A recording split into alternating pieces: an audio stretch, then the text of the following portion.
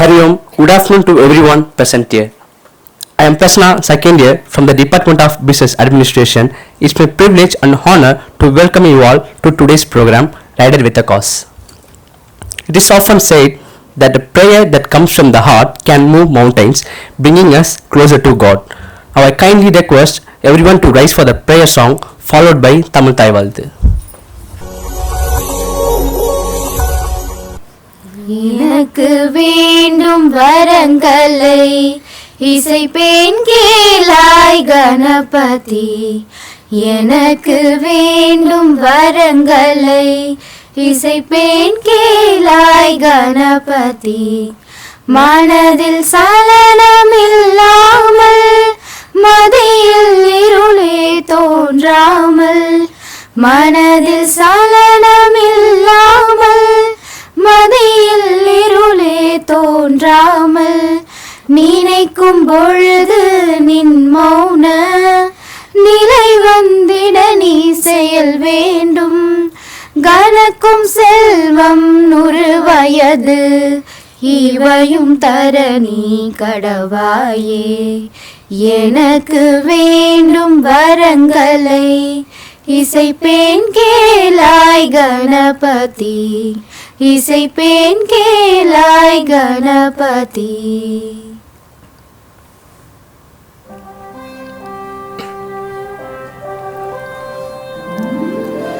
நீராறும் கடலொழுத்த நிலமளந்த கெரிலொழுகும், சீராறும் வதனமென திகழ் பரத கண்டமிதில், தெற்கனவும் அதில் சினந்த திராவிடனல் திருநாடும், தக்க சிறு பிறை நுதலும் தரித்தனரும் திலகமுமே. அத்திலக வாசனை போல் அனைத்துலகும் இன்பமுற, எத்திசையும் புகழ் மணக்க எழுந்த பெரும் தமிழனங்கே.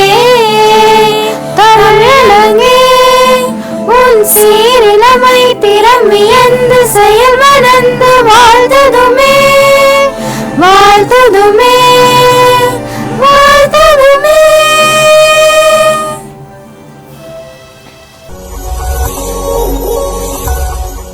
Thank you, choir team. Not just riders of miles, but messengers of change, raising awareness about global warming to protect the planet we all share. Yes, today it's my great honor to introduce Mr. Kadiravan Subbarayan, a passionate environmental advocate and a global traveler from Malaysia with roots Tamil Nadu. Sir, we welcome you today and thank you for planting a trees in our premises, symbolizing a greener future. And our one more special guest, Mr. K. Sarvanakumar, the Consul General of Malaysia in Chennai, a respected diplomat who plays a vital role in strengthening the relationship between India and Malaysia.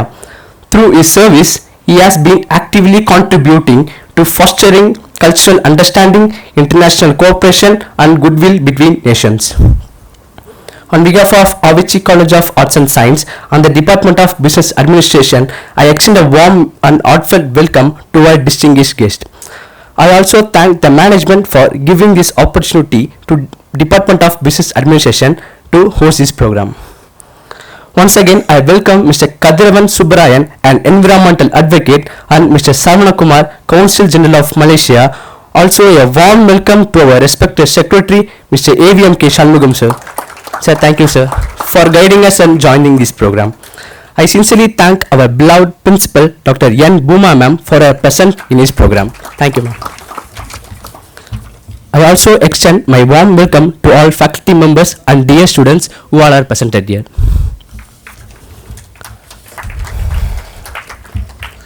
Now I request other dignitaries to kindly come on to the stage.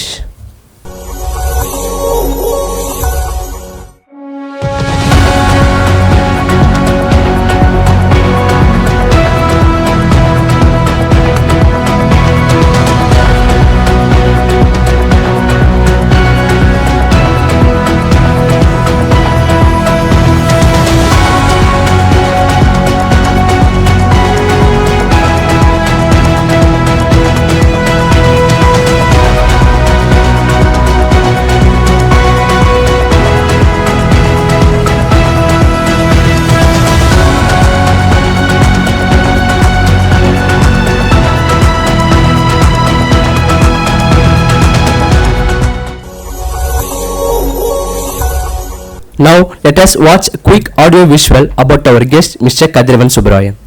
That was a wonderful AV about our guest. It was truly inspiring and gave us a great insight about his contributions. Now I call upon Sam Chalathurai, second year BBA, to deliver the guest introduction. Thank you, Prasanna. There is a saying in Tamil, இன்று நாம் செய்யும் ஒவ்வொரு சிறிய செயலும் நாளைய தலைமுறைக்காக பூமியை பாதுகாக்க உதவும். With a thought in mind, it is my great honor and privilege to introduce Mr. Kadiravan Subbarayan. Welcome you, sir. He is an inspiring environmental advocate and a remarkable global traveler.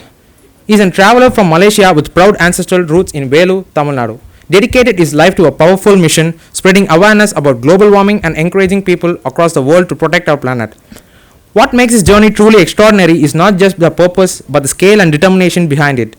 Since the beginning of his journey in 2023, he has been traveling solo across the world on a two-wheeler, a BMW bike, carrying a simple yet powerful message: save nature, save the future. So far, he has traveled nearly 97,000 kilometers, covering over 104 countries, and India proudly becomes his 105th country in his inspiring mission. That's a really inspiration for us, sir. During his journey, he has visited several countries across continents, interacting with people from various cultures and backgrounds, spreading awareness about environmental protection through direct engagement and personal effort. As part of his mission, he has actively promoted environmental responsibility and has personally contributed by planting countless trees, symbolizing his commitment to building a greener and healthier planet. He has undertaken this mission using his own personal resources and savings, which clearly reflects his deep dedication and belief in protecting our environment. Recently, he arrived in Tamil Nadu and visited Palani, reconnecting with his roots while continuing to inspire people with his mission and message. His story is not just about travel, it is about courage, purpose, and responsibility towards our planet, and it reminds us all of our duty towards nature. I salute you, sir, for your remarkable work and dedication towards protecting our nature. And I would also like to introduce one more personality among us. It is a great honor to have Mr. K. Sarunakumar, the Consul General of Malaysia, Chennai, with us today. He is a senior diplomat representing Malaysia and South India, playing a vital role in strengthening the relationship between India and Malaysia. His work focuses on building strong connections in trade and business partnership, educational collaboration, and cultural exchange programs. He actively participates in initiatives that promote international cooperation, student engagement, and business development opportunities. And as a Consul General, he also supports Malaysian citizens in the region while building meaningful connections with institutions like ours. We are truly honored by your presence, sir. Thank you for joining us today. There is a saying in Tamil, இயற்கையை காக்கும் ஒவ்வொரு செயலும் மனித குலத்தின் எதிர்காலத்தை பாதுகாக்கும் விதையாகும். By saying this, I would like to request Mr. Kadiravan Subbarayan sir and R.G. Sudarshan sir from Department of Business Administration to take over the stage and start the session. Very good afternoon. Welcome to this podcast today. The podcast is jointly presented by the Department of Business Administration, Avicii College of Arts and Science, in collaboration with Consulate General of Malaysia in India. Before I begin, I would like to extend my thanks to our beloved Secretary Sir, Mr. A.V.M.K. Shanmugam, and also our Principal, Dr. Buma, and for the wonderful people from the Consulate General of Malaysia. Sir, நான் உங்களை பற்றி நிறையா படிச்சிருந்தேன். என் சொந்த ஊரும் வேலூர் தான். என்ன கோஇன்சிடென்ஸ்னு தெரில. So நான் அங்கேருந்தே தொடங்கணும்னு நினைக்கிறேன். நீங்கள் உங்கள் மூதாதையர்கள் வந்து வேலூர்லேருந்து மலேசியா போயிருந்தாங்க. ஸோ மலேசியாவில் நீங்கள் பிறந்து வளர்ந்தீங்க. ஒரு தமிழ் ஐடென்டிட்டியில், தமிழ் அடையாளத்தில் மலேசியாவில் உங்கள் வாழ்க்கை எப்படி இருந்துச்சு? மிக்க நன்றி. ஓகே, நான் ஆரம்பிக்கிறதுக்கு முன்னுக்கு முதற்கொண்டு என்னுடைய கனிவான வணக்கத்தை வந்துட்டு உயர் திரு ஏவிஎம்.கே. சண்முகம் அவர்களுக்கும், இந்த கோலிஷுடைய செக்ரட்டரி மற்றும் நம்ம மலேசியாவுடைய தூதர் உயர் திரு சரவணகுமார் ஐயா அவர்கள், அப்புறம் மற்றும் டாக்டர் பூமா பிரின்சிபல் அவர்களுக்கும் என்னுடைய மற்றும் மறக்காம எல்லா பிள்ளைகள் ஸ்டூடெண்ட்க்கும் என்னுடைய வாழ்க்கையை தெரிவித்துக் கொள்கிறேன். ரொம்ப நன்றி. இவர் வந்து என்னோட கேள்வி கேட்டார். இப்போ என்னை பற்றி நான் சொல்கிறேன். என் பேர் கதிரவன் சுப்பராயன், வயசு 65. 60வது வயசில் நான் எலக்ட்ரிக்கல் அண்ட் மெயின்டெனன்ஸ் மேனேஜர் என்ற தொழிலில் வந்துட்டு ஒரு ஷாப்பிங் கம்பெனி வேலை செஞ்சு ரிட்டையர் ஆகிட்டேன். அப்பா வந்துட்டு அவர் சொன்ன மாதிரி வேலூர்கிட்ட ஒரு திருப்பத்தூருக்கு, அந்த திருப்பத்தூர்லேருந்து சின்ன வயசுலேயே அங்கே போயிட்டார் மலேசியாவுக்கு. அப்புறம் அம்மாவும் மலேசியாவில் உள்ளவங்க தான், சாரி இந்தியாவில் உள்ளவங்க. ஆனால் அவங்களுக்கு தெரியல எந்த இடத்துல இருந்து போனவங்கன்னு தெரியல. ஆனால் அப்பா அம்மா திருமணமாகி நாங்கள் வந்துட்டு எங்கள் கூட பிறந்தவங்க வந்து 9 பேர். அதில் கடைக்குட்டி நான் தான். இப்போ எனக்கே வயசு 65, 5 அக்கா 3 அண்ணன், நான் கடைசி. அவங்க எல்லாம் இறந்துட்டாங்க. இப்போ இருக்கிறதே 2 அக்கா, நான் மட்டும்தான் இருக்கேன். நானே கடைசியில் நல்லா நான் படித்து இந்த குடும்ப கஷ்டத்தினால மேற்கொண்டு கல்வியை கற்றுக்க முடியல. ஆனால் எனக்கு ஒரு வெறித்தனமான, இது நல்லா கேளுங்க, எனக்கு ஒரு வெறித்தனமான ஒரு கைத்தொழில் ஒன்று கற்றுக்கணும்னு சின்ன வயசில் 7 வயசுல எனக்கு இந்த மின்சார கரண்ட் ஷாக் அடிச்சிச்சு. அப்பயே நான் வந்து இந்த கரண்ட்டை நம்ம கற்றுக்கணும்னு சொல்லி அந்த மின்சார தொழிலை கற்றுக்கிட்டு 11 kV 11,000 volt அந்த சர்டிஃபிகேட் நான் வச்சிருக்கிறேன். அதில் படித்து நல்லா உயரமாக வரணும், யூனிவர்சிட்டியில் படித்தவங்களை விட நம்ம அதிக சம்பளம் எடுக்கணும் அப்படின்னு சொல்லி ஒரு வைராக்கியம் பட்டு நான் எடுத்தேன். அது மட்டும் இல்லாமல் நான் வந்து ஏர்கிராஃப்ட் மெக்கானிக் லெவல் 1 அது நான் வச்சிருக்கிறேன். அதுவும் இப்போ படித்தேன். தூங்குறது 5 மணி நேரம் 6 மணி நேரம் தான் தூங்குவேன். வேலை செஞ்சுக்கிட்டே படித்தேன். அதுக்கு என் மனைவி வந்து ரொம்ப ஒத்துழைப்பு பண்ணாங்க. ஒன்று கிடைக்கணும்னா மறுபடியும் ஒன்று கிடைக்கணும்னா ஒன்று இழந்து தான் ஆகணும்.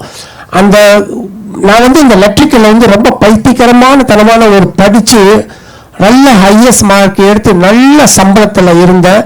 என்னுடைய கடைசி சம்பளம் உங்கள்கிட்ட ஷேர் பண்ணுறேன், 4,40,000 இந்தியா ரூபாய்க்கு. அப்போ ஒரு 60 ஒரு 5 வருஷத்துக்கு முன்னுக்கு 4,40,000 இந்தியா காசு. அந்த அளவுக்கு வெறித்தனமாக படித்து பல இம்ப்ரூவ்மெண்ட்லாம் கொண்டாந்து எல்லாம் செஞ்சு, அதுக்கப்புறம் முடியாது, அவங்களாம் யூனிவர்சிட்டி படிச்சிருக்காங்க, நம்ம டவுன் கூட ஆகக்கூடாது, அவங்களோட நம்ம நிறைய எடுக்கணும் சொல்லி படிப்பு படிப்பு படிப்பு படிப்பு. இதுதான் பிள்ளைங்களா எல்லாம் சொல்கிறேன், இந்த படிப்பை தவிர வேற எதுவுமே இல்லை, ஷார்ட்கட் இல்லை. இப்போலாம் உங்களுக்கு படிக்கிற வயசு, நீங்கள் படித்து தான் ஆகணும். ஸோ இதுதான் என்னுடைய ஒரு பேக்ரவுண்டு. ரொம்ப நன்றி சார். நீங்கள் பேசும்போது சொன்னீங்க உங்களோட துணைவையார் உங்களோட ஒய்ஃப் வந்து ரொம்ப சப்போர்ட் பண்ணாங்க அப்படின்னு. நீங்கள் இந்த பைக் மேலே உங்களுக்கு ஒரு ஆர்வம் அப்படின்றது எப்படி தோண ஆரம்பிச்சிச்சு? அதுக்கு ஃபேமிலி வந்து எப்படி சப்போர்ட் பண்ணாங்க? ஓகே, சொன்னது வந்துட்டு நான் படிக்கும் போது ஒய்ஃப் வந்துட்டு அவங்களும் விடிய முழிச்சிருந்து எனக்கு டீலாம் கலை கொடுத்தாங்க. அது 2வது வந்துட்டு எனக்கு வந்துட்டு திருமணமாகி மனைவி, அவங்க பேர் கமலா, 3 பிள்ளைங்க இருக்காங்க. ஒரு பையன் 2 பொண்ணு, எல்லாம் திருமணம் ஆயிடுச்சு. பையன் வந்து எலக்ட்ரிக்கல் வேலை செஞ்சு இந்த ரெனோவேஷன் எலக்ட்ரிக் இதெல்லாம் செய்கிறாரு. 2வது பொண்ணு டிகிரி மாஸ்டர் முடித்து சார்ட்டர்ட் அக்கௌண்டனாக இருக்காங்க. அது வந்து சொந்த அக்கௌண்டிங் ஃபார்ம் வச்சுருக்கு. 3வது பொண்ணு டிகிரி முடித்து அது பேங்கில் வேலை செய்யுது. பிள்ளைங்க 60 வயசு ரிட்டையர் ஆன பிறகு 2 கம்பெனி ஆஃபர் பண்ணாங்க. நல்லா உங்களுக்கு எக்ஸ்பீரியன்ஸ் இருக்கத்தி ஏக்கரை மெக்கானிக்கை வச்சுருக்கேன், எங்கள் கூட ஜாயின் பண்ணு, நல்லா சம்பளம் தரேன்னு. எனக்கு வேண்டாம், எனக்கு பிடிக்கலன்னு சொல்லி இந்த உலகத்தை சுற்றி பார்க்கணும், உலகத்தை சுற்றி பார்த்து மரம் நடுவோம். நம்ம அப்துல் கலாம் ஐயா சொன்னார் இல்லை, மரம் நடுவோம்னு. அதுக்கப்புறம் அவரு சின்ன கலைவாணர் விவேக் கிட்ட கொடுத்தாரு. அவரும் இறந்துட்டு அவங்களாம் வந்து அவங்க லெவலுக்கு லட்சக்கணக்கில் மரம் நட்டாங்க. அந்த மாதிரி மரம் நடுவோம் அப்படின்னு சொல்லிட்டு. 2வது என் தாய் தந்தையர் ஊர் இந்தியா, நான் பிறந்த மண்ணு வந்துட்டு மலேசியா.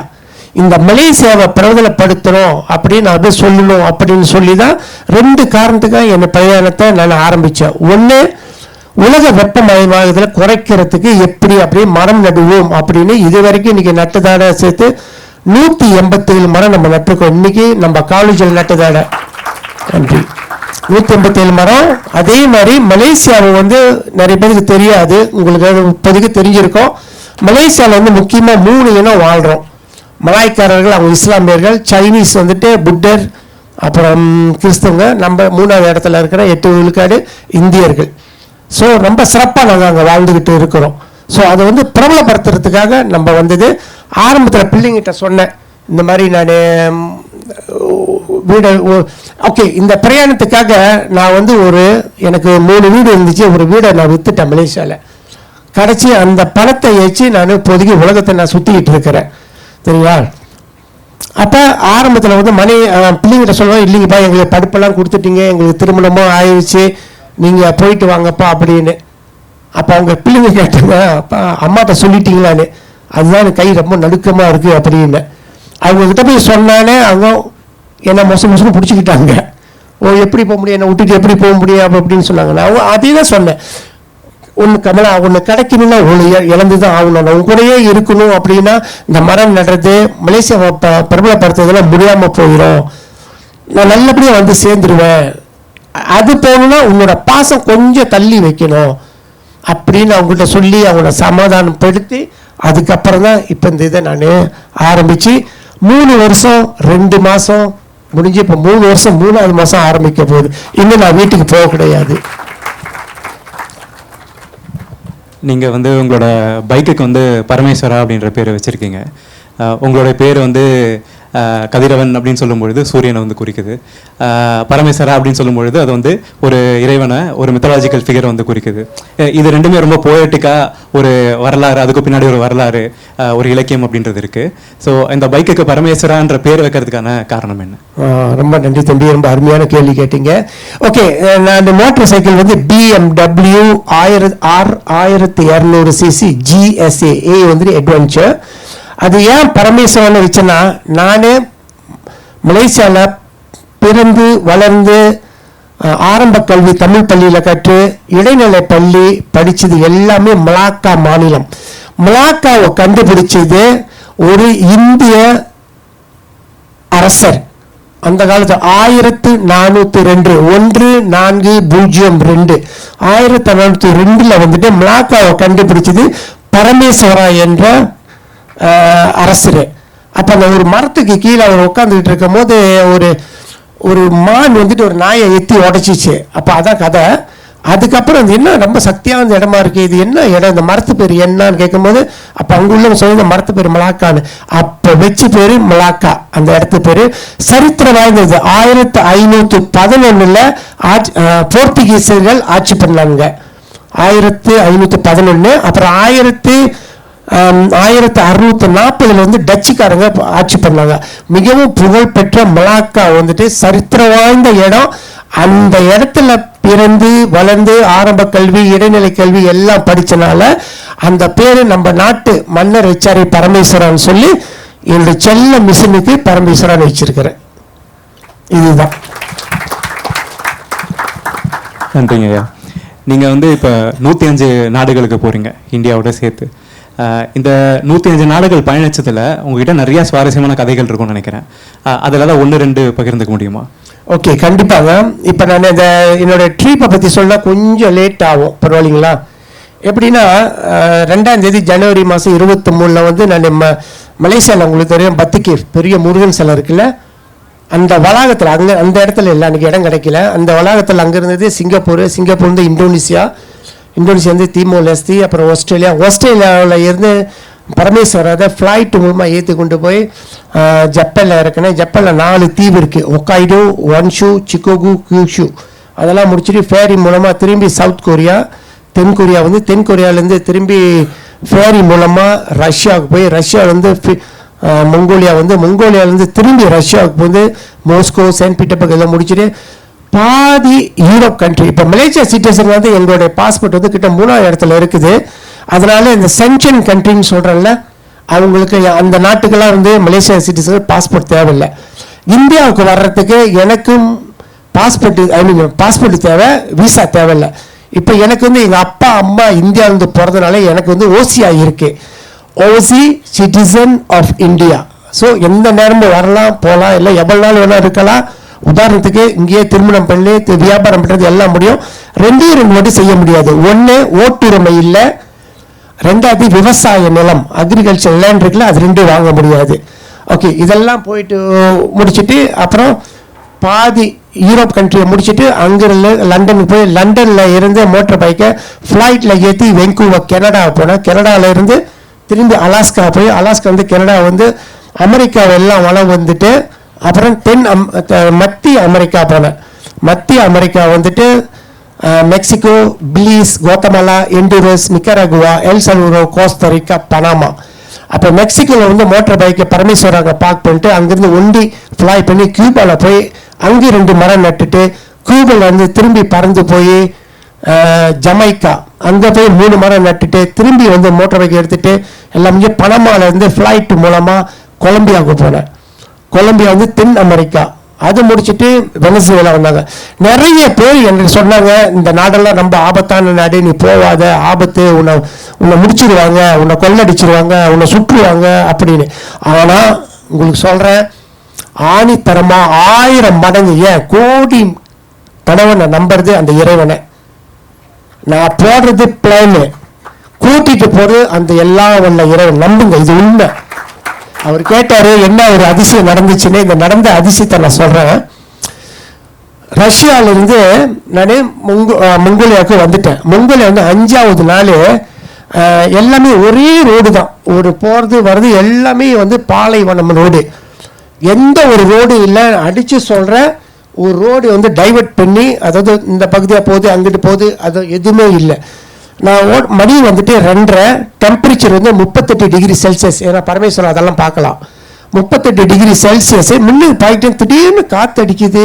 அப்படி முன்னே பார்க்குறோம் வெள்ளையாக இருக்குது, என்ன அதுன்னு இருக்கிற பார்க்குறேன். சுரியோன காற்று, மோட்ரு ஓட்ட முடியல, மோட்ரு உள்ளூர் அளவுக்கு போயிடுச்சு, என்னால் முடியல. அப்போ மோட்ரு அந்த ஸ்டாண்ட் போட்டு நிப்பாட்டிக்கிறேன். அப்போ தான் எனக்கு தெரியுது முதல் தடவை வாழ்க்கையில் மணல் புயல், டெசர்ட் ஸ்டம் சொல்லுவோம் ஆங்கிலத்தில், மணல் புயலை நான் மாட்டினேன். அந்த மணல் புயலில் எனக்கு வந்து பிரச்சனை, ஏன்னா நான் வந்து ஜாக்கெட் போட்டு அந்த கையோர, அப்புறம் அந்த ஹெல்மெட்டில் வந்து full face coverage, riding gear எல்லாம் போட்டிருந்தேன். அந்த மணல் வந்து அடிக்குது, பட்டப்பட்டு அடிக்குது. ஸோ அப்போ என்ன செய்ய, என்னால் முடியல. நான் அப்பயே வேணேன், கடவுளே என்ன இது சோதனை அப்படின்னு சொல்லி அந்த மோட்டர் பைக்கு பாய்க்கிறதுக்கு மோட்டர் பைக் கீழே அப்படி உக்காந்துக்கிட்டேன். ஒரு 20 நிமிஷம் இருக்கும், காற்று அடிக்குது, மணல் வந்து அடிக்குது, என்ன செய்யறதுன்னு தெரியல. நான் என்ன செய்யணும், ரோட்டு ஓரத்தில் அந்த நடு ரோட்லேயே மோட்டரை போட்டுட்டு அந்த எஸ்எல் சிக்னல் இருக்குல்ல, 4 சிக்னலும் ஆன் பண்ணிட்டேன். இது நிறைய இன்டர்வியூ நான் சொல்லியிருக்கிறேன். 4 சிக்னல் ஆன் பண்ணிவிட்டு ஒரு 20-25 நிமிஷம் கழித்து பின்னால் பார்க்குற ஒரு கார் வருது. ஏன்னா அவங்களுக்கு ஏற்கனவே தெரிஞ்சு போச்சு புன்னல் மயில் மணப்புயல் அடிக்கும் போதுன்னு யாரும் வரல. அப்போ நான் போனேன், அதில் நான் மாட்டிக்கிட்டேன். எங்கிருந்தா வந்து யார் அனுப்புனாங்களோ தெரியல, நான் என்னுடைய மோட்டார் பைக் இப்படி இருக்குது, இங்கே பின்னால் இருந்து ஒரு கார் வந்து இப்போ எனக்கு முன்னே பக்கத்தில் நின்றுக்கிட்டு அவங்க கண்ணாடியை கொஞ்சமாக இறக்கிட்டு கையை வெளியில் விட்டு இப்படினாங்க. கை வந்து கொஞ்சம் அவங்க வந்து சிவப்பு கலரு, அதாவது ஆங்கிலேயர் மாதிரி சிவப்பு கலர், அப்படின்னு வெள்ளை கலரு இப்படின்னாங்க. அப்போ வர சொல்கிறாரு அப்படின்னு. காற்று ரொம்ப அடிக்குது, ஆனால் அவரும் 4 சிக்னல் போட்டு ரொம்ப ரொம்ப ரொம்ப மெதுவாக போகிறாரு. மேபி ஒரு 20 கிலோமீட்டர் போகும், அந்த மாதிரி தான் போகிறாரு. நானும் காலை ஊழி போயிட்டே இருக்கிறேன். இருக்க காற்று குறைஞ்சி, மணல் புயல் குறைஞ்சி, 4 கிலோமீட்டர் நான் தாண்டி வந்துட்டேன். 4 கிலோமீட்டர் தாண்டி வந்த பிறகு எல்லாம் குறைஞ்சிருச்சு. பார்க்குறேன் அந்த மணல் புயல் குறைஞ்சிருச்சு, காற்று இல்லை. அப்போ அந்த கார் போகும்போது, இந்த மாதிரி கார் இருக்குல்ல, இந்த காரை போகும்போது நான் அப்படி ஓவர்டேக் பண்ணி, எந்த ஒரு காரும் முன்னுக்கு வரல, இப்படினாலும் எதுவுமே வரல. ஓவர்டேக் பண்ணிட்டு போகும்போது நான் ஒரு ஹார்ன் அடிச்சுட்டு கையை தூக்கிட்டு போனேன். அப்போனா ரொம்ப நன்றி அப்படின்னு சொல்லிட்டு ஓவர்டேக் பண்ணிட்டு நான் போனேன். போயிட்டு நம்புறீங்களா, இது வந்துட்டு உண்மை, 100 மீட்டர் தான் இருக்கும். நான் போய் ஒரு 100 மீட்டரில் அந்த கண்ணாடியில் டெய்லி என்னோட எப்போதும் பார்க்குற பழக்கம் இருக்கு. அந்த சைட் மீரர்னு சொல்லுவோம்ல, அந்த சைட் மீரரில் பார்த்துக்கிட்டே இருக்கிற அந்த காரை காணோம். அப்போ மேபி நீ எனக்கு இல்லை, இவருக்கு தெரியாது, மேபி பார்த்துருக்கு அதில் போகணும், இல்லவே இல்லை, சத்தியம் பண்ணுறேன். எந்த காரும் ஒரு 100 மீட்டர் போயிட்டு பார்த்துக்கிட்டே கண்ணாடியில் பார்க்குற காரை காணோம். இங்கடா வந்த காரை காணாமே அப்படின்னு. அதில் யார் உட்காந்துருந்தா, எத்தனை பேருக்கு வந்து எதுவுமே எனக்கு தெரியாது. அப்போ அந்த மோட்டர் கீழே இறங்கிட்டு, மோட்டர் பார்க்கிங் போட்டு ஸ்டாண்ட் போட்டு, அப்புறம் நான் என்ன செஞ்சிட்டேன், கீழே அந்த பார்க்குற காரை காணோம். நான் அப்படியே அழுந்துட்டேன்.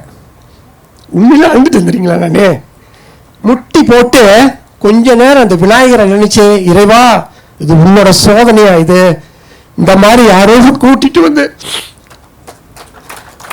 வந்து என்னை இந்த அளவுக்கு வந்தியே, மகிமை இறைவா அப்படின்னு சொல்லிட்டு என்னை நானே தேத்திக்கிட்டு அதுக்கப்புறம் நான் போனேன்.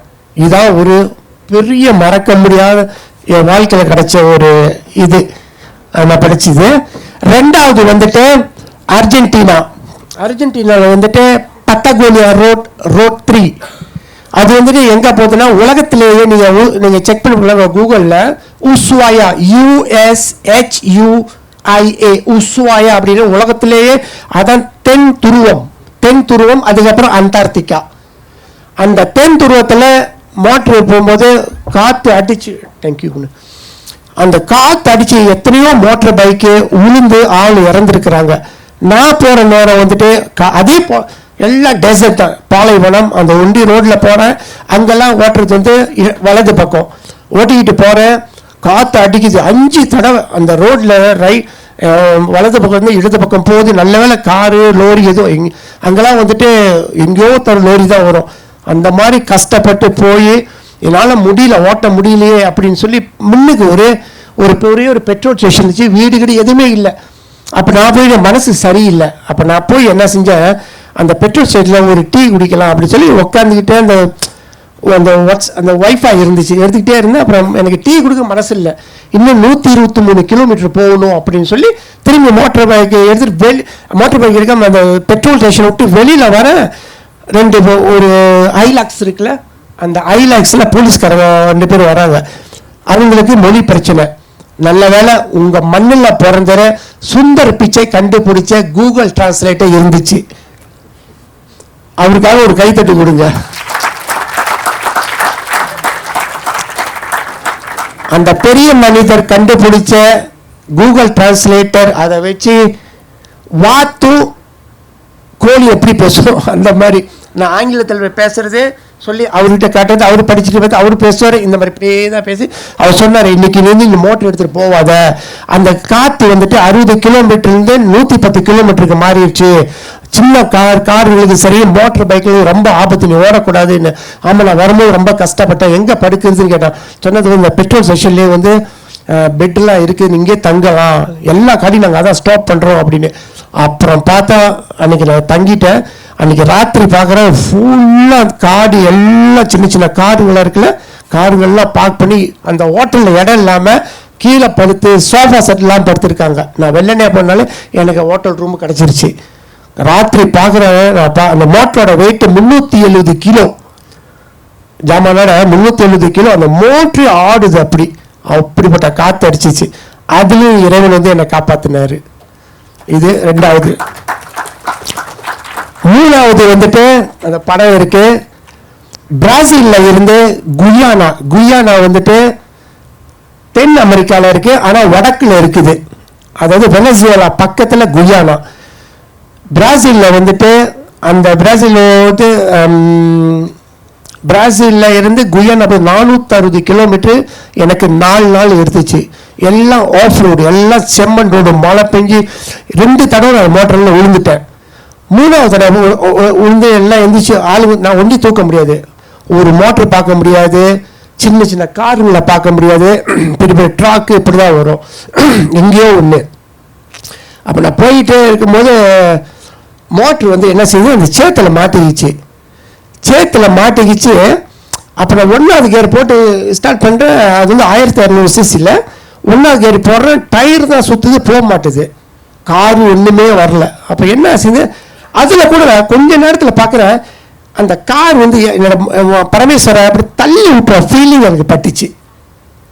அப்புறம் தள்ளி விட்ட அந்த மோட்ரு வந்துட்டு அந்த குழியில் இப்படி இருக்குல்ல, இப்படி வந்து இப்படி குழின்னு இப்படி அதில் மாட்டிக்கிச்சு. அப்போ யாரும் தள்ளி விடுறது நம்மளுக்கு நல்லா தெரியுது. தள்ளி விடு கொஞ்சம் தான், எத்தனையோ செகண்ட் தான், ஒரு 3 செகண்ட் வந்துருச்சு. அப்போ பின்னால் உட்காந்துக்கிட்டே பின்னால் யார் நான் தள்ளி விட்டேன் நம்மள அப்படின்னு பார்க்குறேன், தெரியல. ஸோ இந்த 3 இது மறக்க முடியாது. இது அவர் கேட்டது நான் ஷேர் பண்ணுறேன். இதுதான் 3 இது. ரொம்ப நன்றி இதை சொன்னதுக்கு. அநேகமாக நீங்கள் இதை புத்தகமாக கூட எழுதலாம்னு நினைக்கிறேன், படிக்கிறதுக்கு நிறைய பேர் ஆர்வமாக இருப்பாங்க. அவர் சொல்லாத ஒரு விஷயம் நான் படித்தது, வெனிசுலாவுக்கு அவர் போயிருந்த பொழுது அவர் சொன்ன மாதிரியே தான் வந்து அந்த ஊர் மக்கள் வந்து மோசமாக இருப்பாங்க அப்படின்னு சொன்ன இடத்துல அவர் வந்து அங்கே இருக்க மீடியா கிட்ட பேசும்பொழுது அந்த ஊரை பற்றி ரொம்ப நல்லா சொல்லியிருக்கிறாரு. என்னை வந்து அப்படிலாம் யாரும் செய்யலை, என்னை வந்து நல்லா பார்த்துக்கிட்டாங்க அப்படின்னு சொன்னதை வந்து வெனிசுலாவில் நிறையா மீடியா வந்து இவர் சொன்னதை வந்து ஃபாலோ பண்ணி நிறைய பேர் வந்து இவர் கொடுத்த இன்டர்வியூ வந்து போட்டிருந்தாங்க. வெனிசுலா நாட்டை வந்து வேற ஒரு இடங்கள்ல மோசமாக காமிச்ச இடத்துல இவர் போய் அந்த மக்களை பற்றி உண்மையாக அந்த மக்கள் எவ்வளோ தூரம் அவங்கள பார்த்துக்கிட்டாங்கன்றதை பற்றி சொன்னதை அங்கே இருக்கிற மீடியாவில் ரொம்ப பரவலாக வந்து போயிருந்ததை வந்து நான் நோட் பண்ணேன். வெறுமா வந்து ஒரு ஜட்ஜ்மெண்ட் இல்லாமல் மக்கள்கிட்ட ஓப்பனாக பேசுறது, மக்கள்கிட்ட ஓப்பனாக இருக்கிறதுன்றது தான் நான் வந்து உங்களோட இன்ஸ்டாகிராமில் இருந்தும் சரி மீதி விஷயங்களையும் நான் தெரிஞ்சுக்கிட்டேன். அதுலேயும் ஒரு கேள்வி இருக்குது. நீங்கள் கல்ஃப் கண்ட்ரீஸ்க்கும் நீங்கள் போயிருந்தீங்க, ரொம்ப ஒரு போர் சூழல் நடந்துட்டு இருக்க இடம். நீங்கள் கூட ஒரு வீடியோவில் வந்து போட்டிருந்தீங்க, ஒரு ஜார்டனில் ஒரு ஹோட்டலில் தங்கிட்டு அங்கே இஸ்ரேல் ஆக்குபைட் பாலஸ்தீனை கூட நீங்கள் டெட்சிக்கு எதிரே இருக்கிறத ஃபோட்டோ பிடிச்சி கூட நீங்கள் பார்த்தேன். ரொம்ப நன்றி. எனக்கு ரொம்ப சுவாரஸ்யமாக இருந்துச்சு. ஏன்னா முக்கியமாக வந்து நீங்கள் சிரியா போயிருந்தபோது அங்கே டாக்ஸி டிரைவர்ஸை வந்து போரில் இறந்த அவங்களோட மகன்களை பற்றி அவங்க பேசுனது நீங்கள் இன்டர்வியூ எடுத்ததெல்லாம் கூட ரொம்ப தாக்கத்தை ஏற்படுத்துச்சு. அப்போ தான் நியூஸ் 24 நீங்கள் கொடுத்த இன்டர்வியூ பார்த்தேன். நான் வந்து காலநிலை மாற்றம் மட்டும் இல்லை, உலக அமைதிக்கும் சேர்ந்து நான் வந்து இது பண்ணுறேன் அப்படின்றத. அந்த கல்ஃப் கண்ட்ரீஸில் போர் சூழல் நடந்த இடங்களில் போகும்பொழுது உங்களோட அனுபவம் எப்படி இருந்துச்சு? உங்களுக்கு ஏதாவது அச்சுறுத்தல் இருந்துச்சா? அந்த மக்களை எப்படி ரெஸ்பாண்ட் பண்ணாங்க? ஓகே, ரொம்ப நன்றி. ரொம்ப நன்றி. ஓகே, அதுக்கு முன்னாடி இந்த வெனசுவேலா சொல்லிடுறேன். இந்த வெனசுவேலா இந்த மாதிரி ஒரு சில பேர் வந்துட்டு அவங்க நல்லதுக்கு தான் நம்மகிட்ட சொல்கிறாங்க. உதாரணத்துக்கு ஒரு சின்ன இது, வெனசுவேலா, மெக்சிகோ இதெல்லாம் போகும்போது ஒரு 60-70 பேர் என்னுடைய இந்த மைண்ட் இருக்குல்ல, மூளைக்காசு செஞ்சு குழப்பிட்டாங்க. ஆனால் அவங்க போனதே இல்லை வெனசுவேலாவுக்கு. வெனசுவேலா போவாது, அங்கே ரொம்ப திருடு, ரொம்ப இது துப்பாக்கியில் சுட்டுவாங்க, உன்னை மோட்டர் திருடிடுவாங்க, வேண்டாம் போவாதுன்னு என்ன சொல்லி இந்த அடிக்க அம்மி நகரம்னு சொல்லுவாங்களே, அந்த மாதிரி அடிச்சு என் மூளையை போச்சு. சரி அப்படியா, எப்படி இருந்தாலும் இப்போ நம்ம கொலம்பியாலேருந்து வெனசுவேலா போய் ஒரு 5 நாளில் நம்ம தப்பிச்சு ஓடிடலாம் அப்படின்னு. ஆனால் கடைசியில் பார்த்தாங்க வெனசுவேலா தான் ஆரம்பத்தில் 10 மரம் நம்ம நட்டோம். மக்கள் இனிமையான மக்கள், ராத்திரிலாம் தைரியமாக நான் போகிறேன், நல்ல பழகிறதுக்கு இனிமையானவங்க. நான் 5 நாள் 1 வாரத்தில் போகிறது, கடைசியில் 29 நாள் அந்த நாட்டில் தங்கி அவங்க நாட்டு மக்கள் என்னை கூப்பிட்டு அவங்க வீட்டில் தங்க நிறைய பேருங்க. அது வெனசுவேலா ஒன்று தங்க வச்சு என்னோடய துணிமணிகளை துவைச்சி கொடுத்து காலையில் பசியார அப்போ லஞ்சு டின்னர் இதெல்லாம் அரேஞ்ச் பண்ணி மரம் நடுன்னு சொல்லி மரம் நட்டு அவங்க அந்த பைக்கர்ஸ் கூட வந்து என்னை கூட்டிகிட்டு போய் இல்லை கத்தி நீ முன்னுக்கு போ, எல்லாம் லாங்குவேஜ் ப்ராப்ளம். கூகுள் பிக்சர் இருக்கார்ல, அவர் எல்லாம் வச்சு பார்த்து என்ன வந்துட்டு நடுவில் நான் வந்துட்டு நடுவில் போகத்தி நாங்கள் பின்னால் வரோம் அப்படின்னு சொல்லி அந்த அளவுக்கு அவ்வளோ அழகாக பழகின மக்கள் வெனசுவேலா மக்கள். அது 29 நாள் என்னை விட்டு பிரியல, சரிங்களா, விட்டு எனக்கு பிரியல. இன்னொன்று வந்துட்டு நான் பொதுவாக சொல்கிறேன், உலகத்திலேயே ரொம்ப அழகான பெண்கள் இருக்கிற இடம் வந்துட்டு வெனசுவேலா. இது நீங்கள் கூகுளில் படிக்கலாம். இந்த இது பெண்கள் மட்டும்தான் கை தட்டுறாங்க. ஓகே, இப்போ ஒரு தம்பி கேட்ட கேள்வி வந்துட்டு, நான் கால்ஃபில் வந்துட்டு மிடில் ஈஸ்ட், அரப் சவுடி இதெல்லாம் போயிட்டு ஒரே ஒரு நாட்டுக்கு தான் நான் போக முடியல. என்னன்னா ஏமன் வந்து ஓமனுக்கு கீழே இருக்குது. அது கூட நான் அந்த பார்டர்கிட்ட போயிட்டேன். பார்டர்கிட்ட போய் அப்போ நான் ஏற்கனவே வந்துட்டு ஒமன் தலைநகரம் மஸ்கட்டில் போய் ஏமன் எம்பசி கேட்கும் போது அவன் சொன்ன மலேசியா சிட்டிசனுக்கு விசா தேவையில்லை அப்படின்ட்டாங்க. சரின்னு சொல்லி நான் போயிட்டேன். அங்கே போய் அந்த பார்டர்கிட்ட ஒமான் பார்டரில் கேட்டு பாஸ்போர்ட்டை கொடுக்குறேன், விசா ப்ளீஸ் அப்படின்னா. நான் சொன்னேன் இல்லை மலேசியா சிட்டிசன் விசா இல்லை அப்படின்னு. அப்போ இன்னும் இல்லை, அவங்க 2 பேரும் பேசிட்டு செக் பண்ணிட்டு அவங்க எடுத்து காட்டுறாங்க. சாரி சார், இப்போ தான் 1 வாரத்துக்கு முன்னுக்கு தான் இந்த ரூல்ஸ் சேஞ்ச் பண்ணுது. Malaysia citizen require visa with a paper visa. நீ உனக்கு வேணும்னா you have to go back to Muscat, capital of Oman. You get a visa from there, then will come back. Will take about 800 km go and come back 800 km. அந்த border போய் நிற்கிறேன், முடியாதுன்ட்டாங்க. அப்போ நான் பரவாயில்ல, நம்மளுக்கு இது ஏதோ ஒரு கடவுள் தடுத்துட்டாருன்னு சொல்லி ஏமனுக்கு போகாமல் திரும்பிட்டு வந்துட்டேன். ஆனால் பொதுவாக சொல்கிறேங்க, ஈரான் மக்கள் வந்துட்டு மலேசியா பிரஜைகளுக்கு 15 நாள் ஃப்ரீ விசா.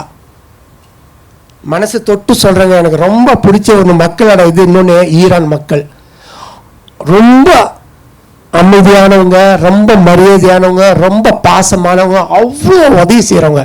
என்னோட ஹெட்ஃபோன் எல்லாம் அந்த மோட்டர்லேயே பரமேஸ்வரன்லேயே வச்சுட்டு அந்த லஞ்ச் எதுவும் சாப்பிடாம போயிட்டு வரோம், அதெல்லாம் அப்படியே தான் இருக்கும். பழகிறதுக்கு ரொம்ப இனிமையான மக்கள் ஈரான் மக்கள், சரிங்களா. அவங்க நாட்டு ரோடு எல்லாம் இருக்குது. ஆனால் தெஹ்ரானில் அவங்க வாகனங்கள் மோட்டார் சைக்கிள் 100 கணக்கில் இருக்குது.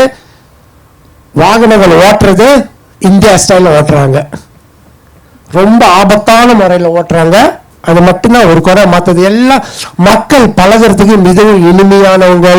நான் என்ன செஞ்சிட்டேன், இப்போ புல்கேரியாவில் இருந்து துருக்கி வந்தேன், துருக்கியிலேருந்து ஜோர்ஜியா போனேன், ஜோர்ஜியாவில் இருந்து அர்மேனியாவுக்கு விசா வேணும், உடனே கிடச்சிருச்சு. அர்மேனியாவிலேருந்து ஈரான் 15 நாள் இருந்துட்டு அப்புறம் ஈராக் போனேன். ஈராக் கதையை கேளுங்க. ஈராக் வந்து விசா வேணும். நான் என்ன செஞ்சுட்டேன், தெஹ்ரான், ஈரான் தலைநகரம் தெஹ்ரான்லேயே வந்துட்டு விசாவை நான் எடுத்துட்டேன். நான் தங்கியிருந்த ஹோட்டலுக்கு அதுக்கு 2 கிலோமீட்டர் தான். ஈராக் எம்பசியில் போய் எடுத்துட்டேன், எல்லாம் எடுத்துட்டு அப்புறம் வச்சுருந்தேன். ஈராக் போகிறேன், என்ன 5 மணி நேரம் 20 நிமிஷம் உட்கார வச்சுட்டாங்க. அவங்க கேட்குறாங்க கேள்வி, இந்த விசா உனக்கு எப்படி கிடச்சிச்சு, உனக்கு ஏஜென்ட் கொடுத்தானா விசா, எப்படி கிடச்சிச்சு சொல்லு, யார்கிட்ட நீ வாங்கின அப்படின்னு. அங்கேயும் அதே பிரச்சனையா, வாத்தும் கோழியும் பேசுறது. அதில் ஒரே ஒருத்தன் தான் இங்கிலீஷ் பேசினாரு. அவர்கிட்ட சொல்லி இல்லை இங்கே பாரு அப்படின்னா சொல்லி இல்லை நீ வெயிட் பண்ணு, இது எங்கேருந்து கிடச்சி, உனக்கு எப்படி இவ்வளோ சீக்கிரம் கிடச்சிச்சு அப்படின்னு அதெல்லாம் சொல்லி அப்புறம் நான் மணி ஆகும் 5 ஹவர் ஆச்சு. நான் வந்து சத்தமே போட்டேன், இங்கே பாரு ராத்திரில் என்னால் ஓட்ட முடியாது, இல்லை எனக்கு இங்கே ரூம் உங்களுடைய எம்பசியில் எனக்கு இமிகிரேஷனுக்கு ரூம் ரெடி பண்ணி கொடு, நான் இங்கே தான் படுப்பேன், ராத்திரி எனக்கு கண்ணு தெரியாது அப்படின்னு பொய்ய சொல்லி வெயிட் அப்படின்னு சொல்லி பேசி. இதில் நம்பர் எல்லாமே இருக்குது. நீங்கள் பக்தாட் அடித்து கேளு, தலைநகரம் ஈராக் பக்தாடு கேபிட்டல் அடித்து கேளு, நம்பர் இருக்கு எல்லாம் உண்மையாக பொய்யான்னு. அப்புறம் சொல்லி சரின்னு விட்டானுங்க. விட்டுட்டு அப்புறம் மறுநாள் எல்லாம் முடிச்சுட்டு ஹோட்டல்லாம் தங்கிட்டு இன்னொன்று ஈரானில் வந்துட்டு அப்போ நான் போகும்போது அது சென்ஷன் கண்ட்ரி, தடை செய்யப்பட்ட நாடுனால Booking.com, Agoda, hostel world, Trip.com இந்த ஹாஸ்டல்லாம் புக் பண்ண முடியாது. ஒன்று. ரெண்டாவது கிரெடிட் கார்டு டெபிட் கார்டு இதெல்லாம் பாய்க்க முடியாது. அதனால எனக்கு வந்து பைக்கர்ஸ் குரூப் மூலமாக அந்த ஃபோன் கிடச்சிச்சு, அது மூலமாக போனால நான் தப்பித்தேன். அப்புறம் மறுநாள் வந்து ஈராக்கில் வந்துட்டு ஒரு 200 கிலோமீட்டர் போக வேண்டியது இருக்குது. அங்கே போயிட்டு இந்த சடாம் ஹுசைனை பிடிச்சாங்கல்ல திக்ரிக்னு, அங்கே போகலாம் அப்படின்னு போயிருந்தேன். அங்கே போகும்போது 200 கிலோமீட்டர் 42 செக் பாயிண்ட், எல்லாம் மிலிட்ரி கன்னோடு இருக்காங்க. ஐயோ பாஸ்போர்ட் நான் சொல்லி பாஸ்போர்ட்டை முன்னுக்கு வச்சு அவங்க கேட்காத வரைக்கும் நான் கொடுத்துட்றது, இந்த பாடுறா அப்படின்னு கொடுத்துட்டு பேக்கில் என்ன இருக்குது, இதில் என்ன இருக்குது, இது எப்படி கிடச்சிது விசான்னு, யூ செக் இது பக்தாட், ஐ நோ ஆன்சர் அப்படின்ட்டு. ஆனால் நல்லா பழகிறதுக்கு இனிமையானவங்க, அந்த அந்த மிலிட்ரிக்காரங்கள பழகிறதுக்கு நல்லா இனிமையானவங்க. ஓகே, அதை முடிச்சுட்டு அப்போ அங்கேருந்து குவைட்டுக்கு வந்தேன். குவைட்டில் வந்தது தான் நல்லா சாப்பிட்டேன், சரவணமாக சாப்பாடெலாம் இருந்துச்சு, அன்னாலும் இது வரைக்கும் சாப்பிடுவேன். அதை முடிச்சுட்டு அப்புறம் எங்களுக்கு மலேசியாக்காரங்களுக்கு குவைட் விசா வேணும், சவுதி அரேபியா வேணும். சவுதி அரேபியா விசா தான் ரொம்ப அருமை, மல்டிபிள் என்ட்ரி 90 டேஸ், 1 வருஷத்துக்கு வெளியிடுத்தி. அப்போ நானே அதில் போன பிறகு குவைட்டு போய் குவைட்டில் இருந்து சவுதி அரேபியா போய் சவுதி அரேபியாவிலேருந்து பஹ்ரைன் போயிட்டு பஹ்ரைன்லேருந்து திரும்பி சவுதி அரேபியா வந்து சவுதி அரேபியாவிலேருந்து காத்தா போய் காத்தாந்து சவுதி அரேபியா வந்து அங்கேருந்து ஃபேரி எடுத்து எஜிப்துக்கு போனேன். எஜிப்து வந்துட்டு சரியான குப்பையான நாடு. நீங்கள் வந்துட்டு அவங்க வந்து டாய்லெட் எங்கன்னு கேட்டால் காசு கேட்பாங்க. டாய்லெட் எங்கடா இருக்குது அப்படின்னா காசு கொடு, அப்போ தான் சொல்லுவோம். ஒன்று அவங்க வந்து நீங்கள் இந்த பிரமிட்டில் நான் போயிருந்தேன், பிரமிட்டில் போயிட்டு அவங்க நிறைய பேர் சுற்றுவாங்க. நீங்கள் கூட நான் படம் எடுக்கிறேன் அப்படி தான், இப்போ கேமரா நீங்கள் கொடுக்காதீங்க, கேமரா படம் பிடிச்சிட்டு காசு கொடு அப்போ தான் கேமரா கொடுப்பேன்னுவான். ஸோ இதெல்லாம் ஏற்கனவே நான் எங்கள் வாட்ஸ்அப் குரூப்பில் வந்துருச்சு, அதெல்லாம் நான் அதை செய்யலை. அப்போ அதை முடிச்சுக்கிட்டு ரொம்ப சுத்தம் இல்லைங்க, எஜிப்து சுத்தல சரியான லஞ்சம்.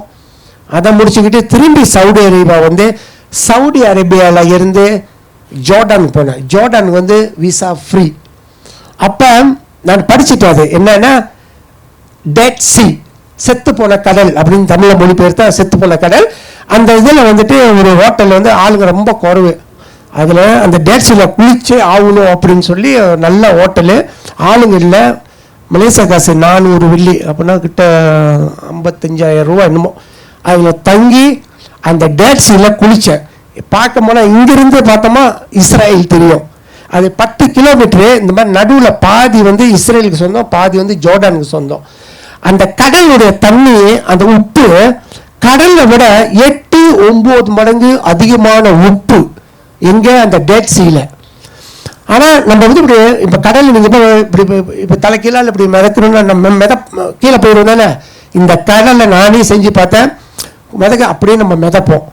அவங்க சொல்லிட்டாங்க, நீ வந்து கடலில் குளிக்க போகிற, குளிக்கும் போது இந்த இதோட தான் நீ குளிக்கணும், தலையை உள்ளுக்கு போகக்கூடாதுன்னு. நான் என்ன செய்யணும், சின்ன பிள்ளை மாதிரி ஒரு தட்டிக்கிட்டு இப்படி விளையாண்டுக்கிட்டு இருந்தேன். ஒரு சொட்டு தண்ணி என் கண்ணில் பட்டுச்சு. 2 நிமிஷம் ரொம்ப சஃபர் பண்ணேன். அப்படிப்பட்ட உப்பு, அப்படிப்பட்ட எரிச்சல். அந்த டெட் சீல வந்து ஒரு உயிரினங்கள் கூட வாழல, ஒரு உயிரினம் எதுவுமே இல்லை. ஸோ அப்போ அங்குள்ள ஒரு களிமண் இருக்குது. அந்த களிமண் எடுத்து உடம்பெல்லாம் போய் அது நல்லா கெமிக்கல் நானுங்க எல்லாம் போட்டு, அப்புறம் உப்பு, அங்கே இருக்கிற உப்பு எல்லாம் உடம்பு தடவிட்டு நல்லா இருந்துச்சு. அதுதான் அந்த பாதி இது அங்கிட்டு. அப்புறம் ராத்திரியில் பார்த்தேன், ஏன்னா மலேசியாக்காரங்க வந்துட்டு இஸ்ரேலுக்கு போக முடியாது. எங்கள் பாஸ்போர்ட்லேயே அதில் போட்டிருக்காங்க, இந்த மாதிரி மலேசியா சிட்டிசன் நோட் என்டர் என்னது இஸ்ரேல்னு. ஐயாவுக்கும் தெரியும். ஸோ அதனால் அங்கே போகல. ஆனால் இருந்தாலும் எட்டத்துலேருந்து நம்ம பார்த்துட்டேன். அந்த கடல் உப்பு, அப்படிப்பட்ட உப்பு மிதக்கலாம் நல்லா இருந்துச்சு.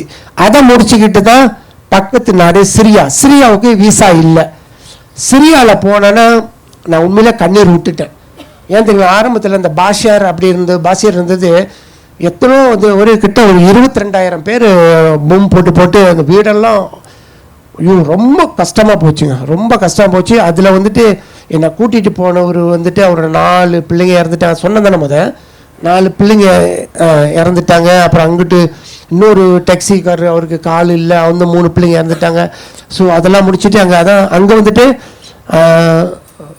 வேஸ், கூகுள் மேப், Booking.com எதுவுமே கிடைக்காது. 2 நாள் தான் இருந்தேன். விறுவிறுன்னு போயிட்டு லெபனான் போனேன். இப்போ லெபனான் வந்து குண்டு போட்டுக்கிட்டு இருக்காங்க இஸ்ரேலுக்காரங்க. அங்கே லெபனானில் போயிட்டு, லெபனான் நல்ல நாடு, அங்கே லெபனானில் மோட்டர் பைக்கை அப்போ பரமேஸ்வரை பார்க் பண்ணிட்டு அங்கேருந்து ஃப்ளைட் எடுத்து பக்கத்தில் நடந்தானே சைப்ரஸ் போயிட்டேன். 27 நிமிஷத்தில் பெய்ரூட்லேயே இறக்கிட்டாங்க. எங்கே?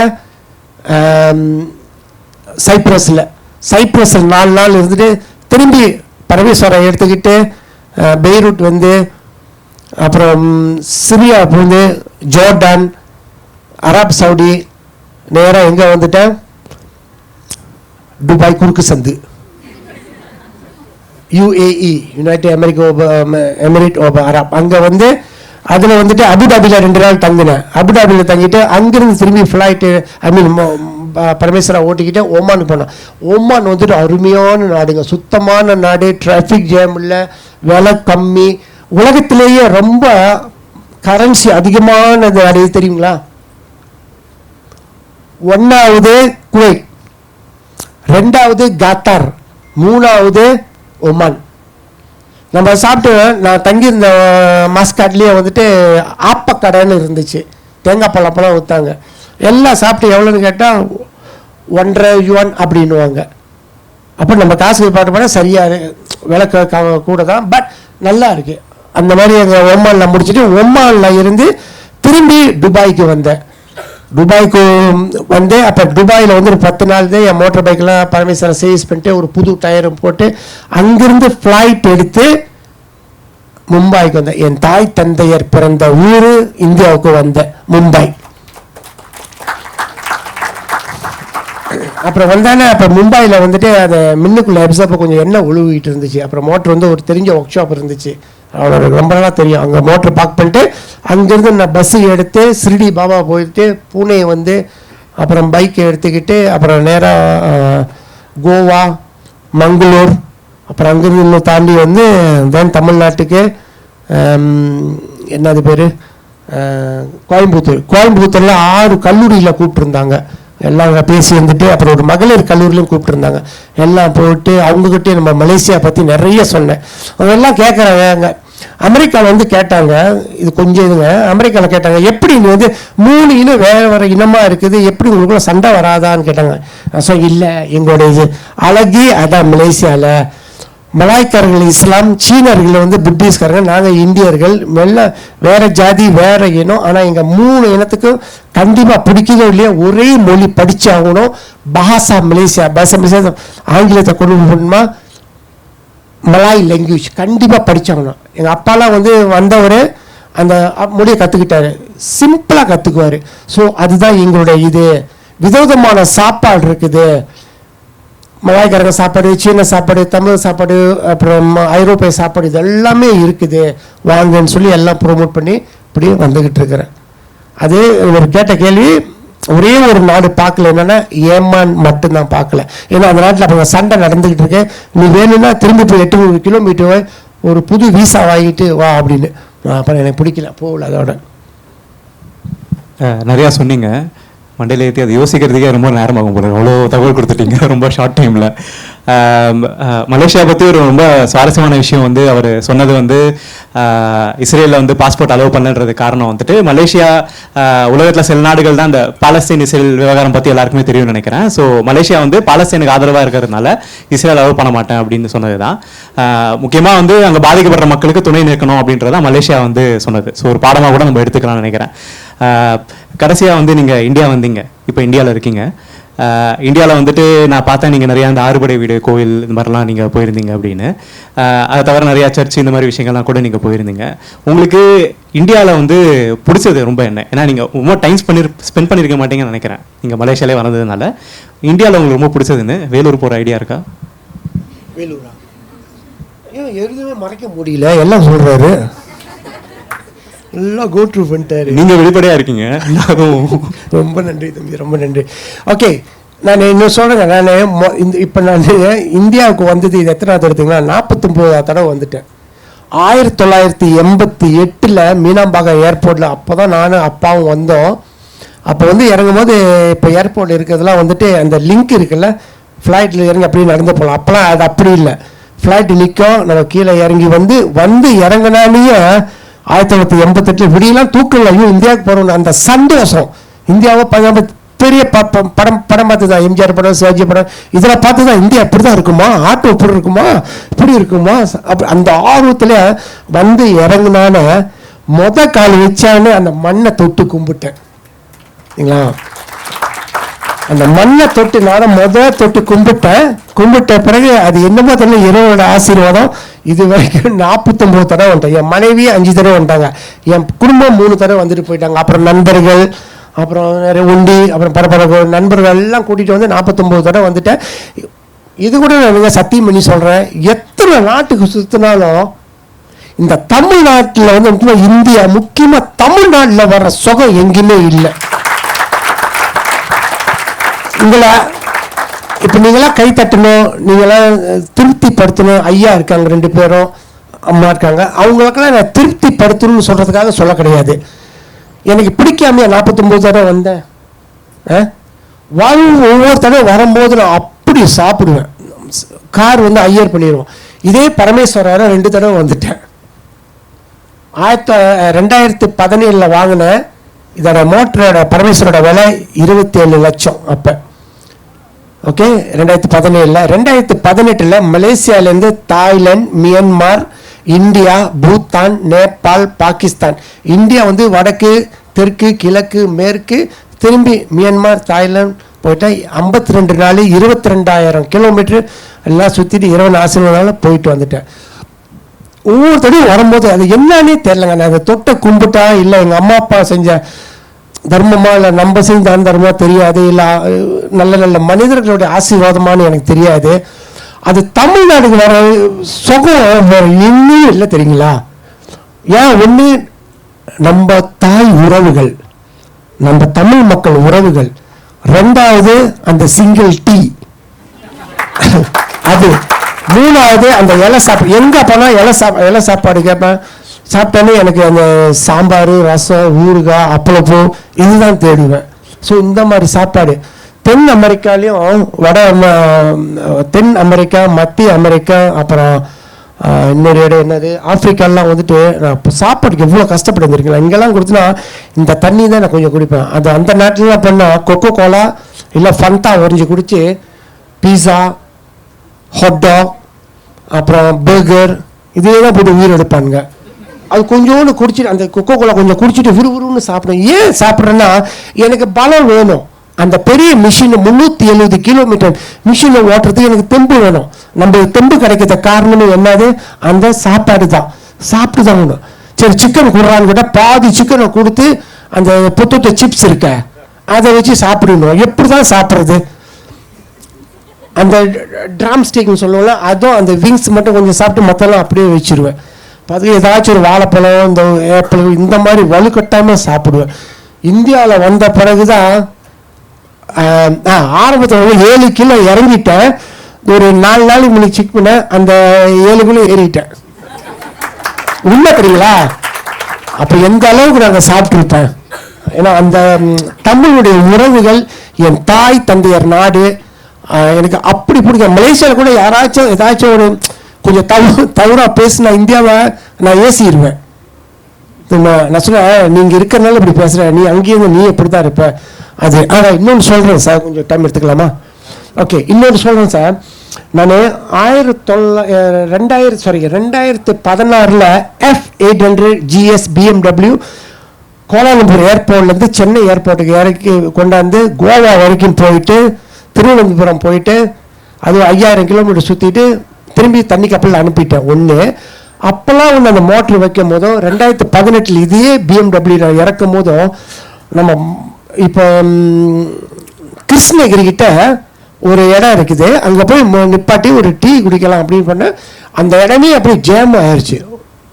பஸ்ஸு போக முடியல. அந்த அளவுக்கு ஆள் வந்து மோட்டருங்களை பார்க்கணும், ஏன்னா அப்படிப்பட்ட மோட்டருக்கு எங்கேருந்து வரீங்க அப்படின்னு போலீஸ்காரங்க, அவ்வளோ போலீஸ்காரங்க இன்னும் இவ்வளோ பெருசாக இருக்குது, என்ன அது, இது எதுக்கு வந்த, இது என்ன, இதெல்லாம் என்ன இருக்குது, ஏன் இவ்வளோ கேமரா வச்சுருக்கேன் சார், அதெல்லாம் கேமரா இல்லை, இதெல்லாம் லைட்டிங் சார் சொல்லி அவர் விளக்கி சொல்லி அப்படிலாம் இருந்த நாடு இப்போ சொல்கிறேன் 4 வருஷத்துக்கு பிறகு சார் இப்போ நான் வரேன், டோட்டலி சேஞ்ச். இந்தியா வந்து சுத்தமாக இருக்குது, ஒன்றும் அந்த லெவலுக்கு இருந்தாலும், ஆனால் இம்ப்ரூவ்மெண்ட் இருக்குது. ரெண்டாவது, எங்கே மோட்ரு வச்சாலும் ஆளுங்க வந்து பார்க்குறது ரொம்ப கம்மியாயிருச்சு. காலில் செருப்பு போடாமல் நடக்க மாட்டுறாங்க, எங்கேயோ 1-2 தான் இருக்குது. அப்போ நிறைய மோட்டருக்கு நல்லா இருக்குது பார்க்கறதுக்கு, நிறைய அந்த இம்ப்ரூவ்மெண்ட் இருக்குது. ஏன்னா பிள்ளைங்கள்லாம் படித்து வளர்கிற பிள்ளைங்க, ரெண்டாவது வெளியூரில் போய் வந்தாலும் அவங்களோட கலாச்சாரத்துக்கு வர்றதுனால நல்லா இருக்குது. அது மீன் நிறைய மாற்றங்கள் தெரியுது இந்தியாவில். இதுதான் அது. ரொம்ப நன்றி. கடைசியாக வந்து நீங்கள் முக்கியமாக பயணிக்கிறதே வந்து இந்த காலநிலை மாற்றத்தை இது பண்ணுறது தான். அதை பற்றி நீங்கள் மாணவர்களுக்கு எதாவது சொல்லணும் அப்படின்னா என்ன சொல்லுவீங்க? ஓகே, இது வந்து நம்ம அதை சொன்ன எப்படி எனக்கு அந்த ஆர்வம் வந்துச்சு அப்படின்னு. இது வரைக்கும் நம்ம 187 மரம் நம்ம நட்டுருக்கிறோம். நான் வந்து ஹீரோ கிடையாது. என்ன அவர் சொல்கிறோம், ஒரு விழிப்புணர்ச்சி. எப்படி நம்ம சொன்ன மாதிரி அப்துல் கலாம் ஐயா அப்புறம் விவேக் வந்துட்டு எல்லாம் ஆரம்பிச்சு விட்டாங்க, அந்த மாதிரி நம்ம எங்கேயாச்சும் ஒன்று ஆரம்பிக்கிறோம். அந்த மரங்கள் நடுறதுனால தண்ணி வளம் உற்பத்தி ஆகுது, குருவி வந்து கூடு கட்டுது. நம்ம இந்த அடிக்கிற வெயிலுக்கு நம்ம எங்கே போகிறோம், இவட நல்லது கிடைக்கும், அந்த மரத்துக்கு கீழே அப்போம் குருவி வந்து கூடு கட்டுது. அப்புறம் நம்மக்கிட்ட கார்பன் டை ஆக்சைடு எடுத்துக்கிட்டு அது ஆக்சிஜன் கொடுக்குது. இவ்வளோ வேலை செய்யுது. நம்ம இதெல்லாம் ஒன்று கண்டுக்காமல் அப்படியே விட்டுட்டோமா, நாளப்பிள்ளை நம்மளோட தலைமுறைகள், அடுத்தடுத்த தலைமுறைகள், நம்ம பேரப்பிள்ளைங்க என்ன செய்வாங்க, அந்த காலத்தெல்லாம் ஒன்றுமே செய்யாமல் விட்டுட்டு போயிட்டாங்க, அப்போ நம்மளுக்கு தண்ணி கிடைக்கல, இவ்வளோ கஷ்டப்படுறோம் நம்ம அப்படின்னு அவங்க சொல்லுவாங்க. அதனால என்ன சொன்னால், உங்களுக்கு திருமணம் ஆயிடுச்சா ஒரு மரம் நடுங்க, உங்களுக்கு குழந்தை பிறந்துச்சு, இல்லை வீட்டில் ஏதாவது ஃபங்க்ஷனு, இல்லை வீட்டில் ஏதாவது ஒரு கிராஜுவேஷன் நடக்குதா, எங்கேயாச்சும் ஒரு மரம் நடுங்க. இல்லை ஒரு ப்ராப்பர்ட்டி, அதாவது சொத்து உடைமை எதுவும் வாங்குறீங்களா, எங்கேயாச்சும் ஒரே ஒரு மரம் நடுங்க. அந்த மரம் நட்டு அதை வளர்ந்த பிறகு நல்லா இருக்கும். ரெண்டாவது, தாய்மார்களே, தந்தை பிள்ளைகளா, நீங்கள் வந்துட்டு திருமணமான பிறகு உங்கள் பிள்ளை வந்து பிள்ளை 2 பிள்ளை வரும்போது அந்த பிள்ளை எப்போ பிறக்கிறாரோ ஹஸ்பண்ட் வந்துட்டு ஒரு மரம் எங்கேயாச்சும் ஒரு நட்டு வளர விட்டு தண்ணி காத்துக்கிட்டே இருக்கணும்.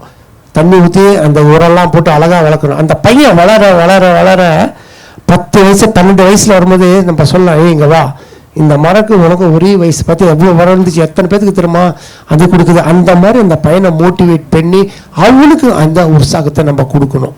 அதான் ஒன்று. இன்னொன்று, ஆண்களை வர்க்கமே நான் நிறைய இடத்துல நான் சொல்லியிருக்கிறேன், ஆண்கள் நிறைய பிள்ளைங்க இருக்கிறீங்க, ஆம்பளை பிள்ளைங்க, தயவு செய்து சமையல கற்றுக்குங்க.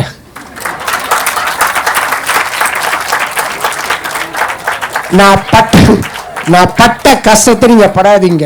ஏன் தெரியுமா சொன்ன தெரியுமா, பர்கர் சிப்ஸ் இதெல்லாம். எனக்கு தெரிஞ்ச ஒரு டாக்டர் இருக்கிறாரு, டாக்டர் சிங்கார வடிவேலு, நல்ல மனிதர், டபுள் PhD வச்சிருக்கிறாரு, 57 வயசு. அவர் இப்போ சுற்றிக்கிட்டு இருக்கிறாரு. எனக்கு ரொம்ப உதவி. அவர் இருக்கிற அந்த லாட்ஜில் தான் நான் தங்கி இருக்கிறேன், எல்லாம் ஃப்ரீ, 5 காசு வாங்கக்கூடாதுன்ட்டு இருக்காரு.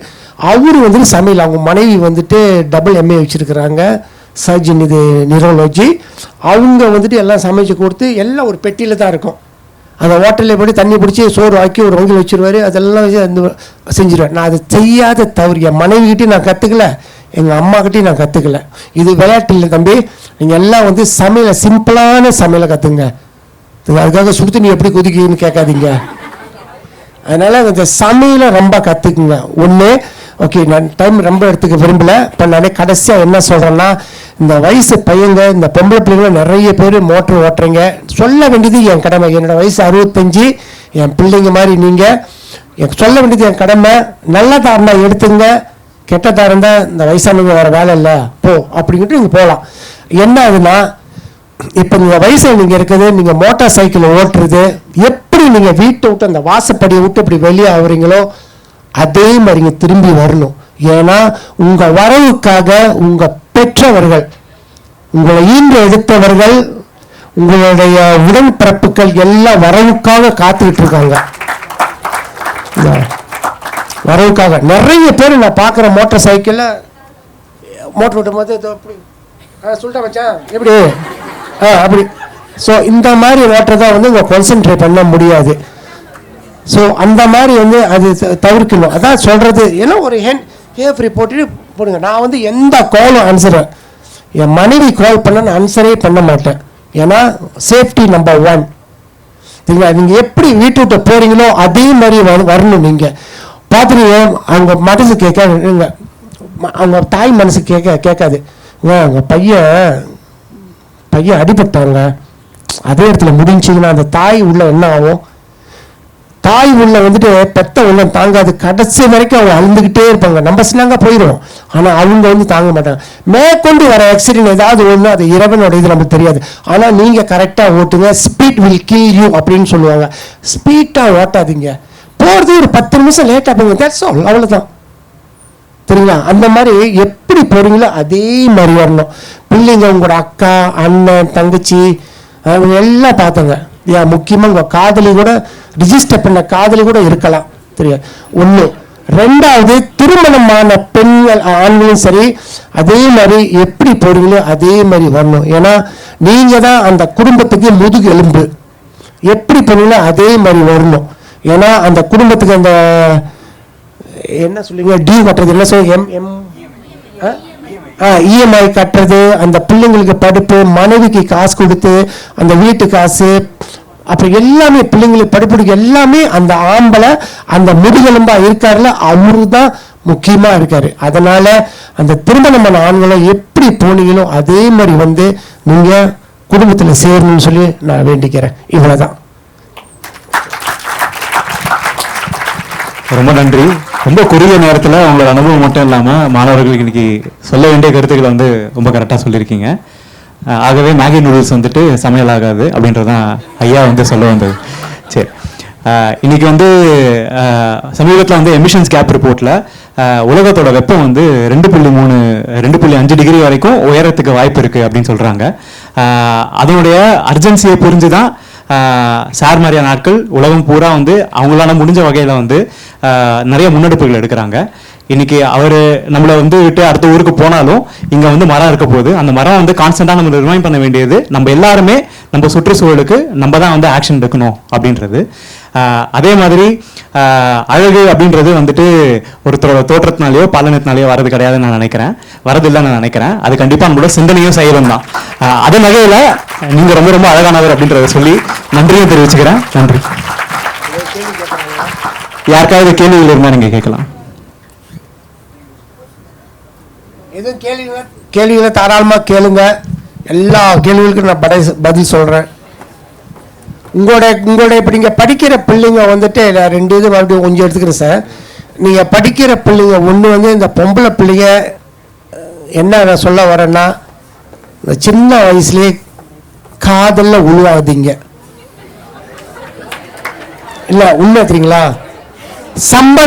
சம்பந்தம் இல்லாம ஒரு ஆணுடைய கையை பெண்களோட கையில தொட விடாதீங்க. ஒண்ணு. ஆண்களுக்கு நான் என்ன சொல்றேன்னா, நானே இந்த எம்ஜிஆர் படம் பார்த்து தான் வீட்டில் அப்பாவும் இல்லை, நிறைய இன்டர்வியூ சொல்லியிருக்கிறேன். இந்த எம்ஜிஆர் படம் பார்த்து வீட்டில் அப்பாவும் தஞ்சாவூர் எம்ஜிஆர் படம் பார்த்து நேற்று கூட வந்து ராமவரம் எம்ஜிஆர் வாழ்ந்த வீட்டுக்கு போனேன். ரெஸ்பெக்ட் பண்ணுறத படம்லாம் எடுத்தேன். அவர்னால வந்துட்டு நான் 3 இதுவும் தொட மாட்டேன். சிகரெட்டு, ஆல்கோஹால், கேம்பிளிங் இது மாட்டேன். சின்ன வயசு சொல்கிறது நல்லதாக தான் எடுத்துங்க, ஆல்கோஹால் வேண்டாம். அதுதான் என்னுடைய இது. ஓகே, எதுவும் கேள்வி இருந்தால் நீங்கள் கேட்கலாம்.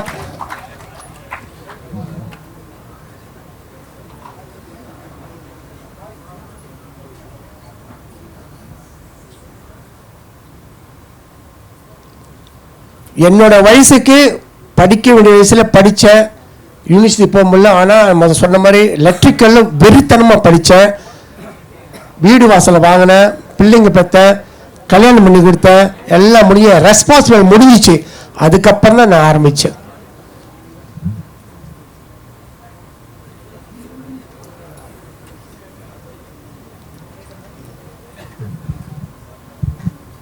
யாருக்காவது கேள்விகள் இருந்தால் பிரசன்னா கிட்ட மைக் இருக்கு.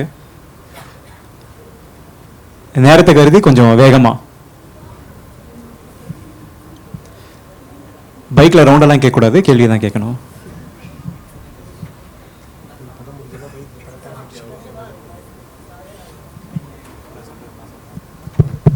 அங்கே பரமேஸ்வரன் வந்து வெளியில் இருக்கார். அவர் யார் பரமேஸ்வரனுக்கு படம் பிடிக்கணும் அதெல்லாம் தாராளமாக நீங்கள் செய்யலாம். ஆனால் இப்போதைக்கு நான் யாருக்கும் விற்கிறது இல்லை, படம் மட்டும் பிடிச்சிக்கலாம். சார், என் பேர் கோகுல், பிபிஏ டிபார்ட்மெண்ட்டில் தேர்ட் இயரில் படிக்கிறேன். ஸோ நீங்கள் வேறு கண்ட்ரி போகும்போது வார் நடக்கும்போது உங்களுக்கு எப்படி அங்கே என்ட்ரி கிடச்சிது? உள்ளே எப்படி போனீங்க? வார் நடக்கும்போது உள்ளே போக விட்டாங்களா எப்படி? இல்லை கோபு, நான் வந்து அந்த அந்த கோகுல் சார். கோகுல் கோகுல் சாரி மன்னிச்சுக்கோங்க. இல்லை கோகுல், அதாவது நான் வந்துட்டு அந்த வார் அதாவது அந்த போர் ஆரம்பிச்சது 28ஆம் தேதி பிப்ரவரி மாதம், சரியா? நான் வந்துட்டு என் தாய் மன்னன் மிதிச்சது வந்துட்டு பிப்ரவரி 1. ஏன்னா ஏற்கனவே எனக்கு வந்துட்டு அந்த இதில் எல்லாம் நான் ரொம்ப க்ளோஸாக படிப்பேன்.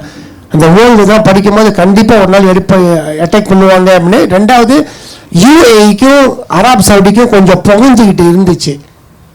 அப்போ நான் பார்த்த இதெல்லாம் முடிஞ்ச விறுவிறுன்னு நம்ம முடிச்சிருவோம், கரெக்டாக வந்து அதான் நான் பிளான் பண்ணுறேன் கூட்டு போகிறது. அவர் அந்த வார்க்கு முன்னுக்கே நான் வந்துட்டேன். 28ஆம் தேதி 2ஆம் மாதம் ஆரம்பிச்சிச்சு. நான் 2ஆம் மாதம் 1ஆம் தேதி தாய்மொழியில் இருக்கிறேன். Okay sir.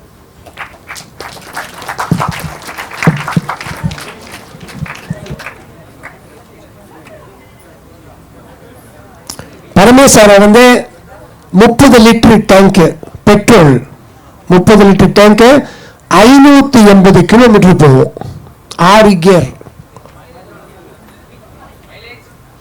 மைலேஜ் வந்துட்டு 20 கிலோமீட்டர், 1 லிட்டருக்கு 20 கிலோமீட்டர் கிடைக்கும். ரொம்ப சீப்பானது, மிக கம்மியான பெட்ரோல் எங்க தெரியுங்களா? ₹2.30 ஈரான்ல. அங்கதான் ரொம்ப கம்மி.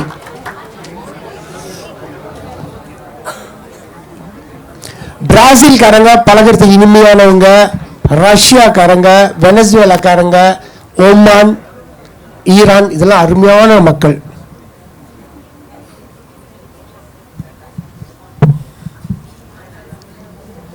நேரத்தை கருதி நம்மளோட உரையாடலை வந்து ஏதோ நிறுத்திக்கலாம். கேள்வி இருக்கா? கடைசி கேள்வி.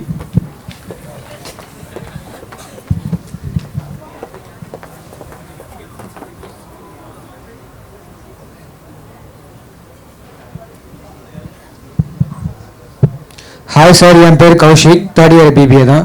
இப்போ நீங்கள் இது வரைக்கும் 105 கண்ட்ரிஸ் வரைக்கும் போயிருக்கேன்னு சொல்கிறீங்களே.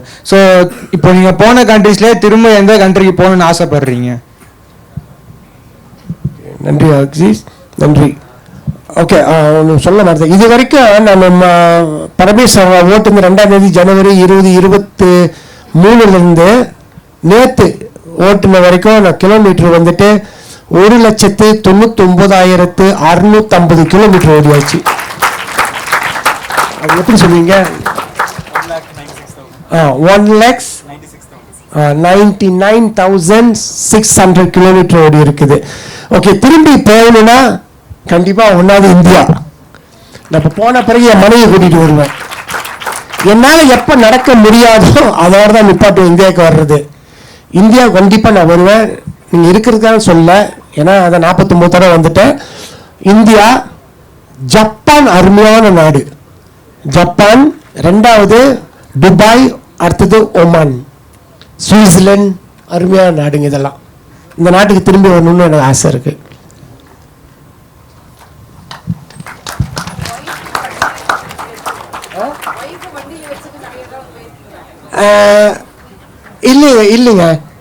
இல்லைங்க டாக்டர், அவங்க முதல்வர் கேட்டாங்க இந்த மாதிரி மனைவியை கூட்டிகிட்டு இங்கே போயிருக்கீங்களான்னு. அவங்க இந்த பரமேஸ்வரெல்லாம் ஒரு தடவை கூட ஏறினதில்லை. என் மருமகள் மருமகன் பிள்ளைகள் எல்லாம் மோட்டரில் ஏறி அந்த அந்த அந்த வீட்டு அமைப்பு திட்டம் இருக்குல்ல அதில் அப்படியே சுற்றிலாம் இருக்கிற கொண்டாந்து விட்டுருக்குறேன். இவங்க யாரை சொன்னால் இது பெரிய மோட்டராக இருக்குது, நீங்கள் எங்கேயாச்சும் என்னை போய் சாய்ச்சிருவீங்க, இவ்வளோ பெருசாக இருக்குது, நான் உட்கார மாட்டேன். இன்ன வரைக்கும் ஒரு நாள் கூட உட்காந்ததே இல்லை.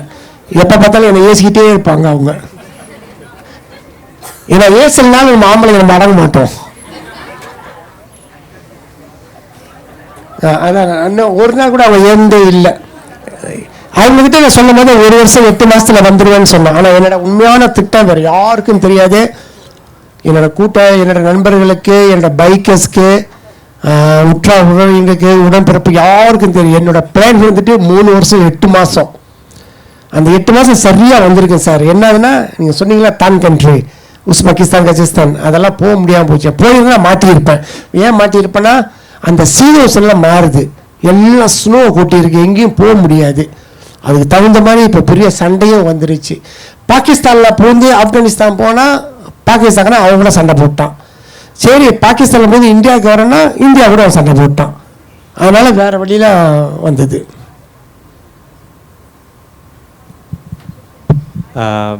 மீண்டும் ரொம்ப ரொம்ப நன்றி. திருப்பியும் சொல்கிறேன், ரொம்ப குறுகிய டைமில் நீங்கள் நிறையா தகவல்களையும் நிறைய அட்வைஸையும் நீங்கள் ரொம்ப நல்லா கொடுத்துருக்கீங்க. கண்டிப்பாக வந்து மாணவர்கள் மனசில் வந்து அவங்க கல்லூரி விட்டு போகிற வரைக்கும் கண்டிப்பாக இருக்கும்னு நம்புகிறேன். அடுத்த வாட்டி வந்தீங்கன்னா கண்டிப்பாக திருப்பியும் கல்லூரிக்கு வாங்க. கண்டிப்பாக நான் கடைசி மறுபடியும் என்ன சொல்லலாம், உங்களுக்கு ஒரே ஒரு தொழில், உங்களுக்கு எல்லாமே வந்து பெற்றவங்க செஞ்சு கொடுக்குறாங்க. இது அறிவுரை free.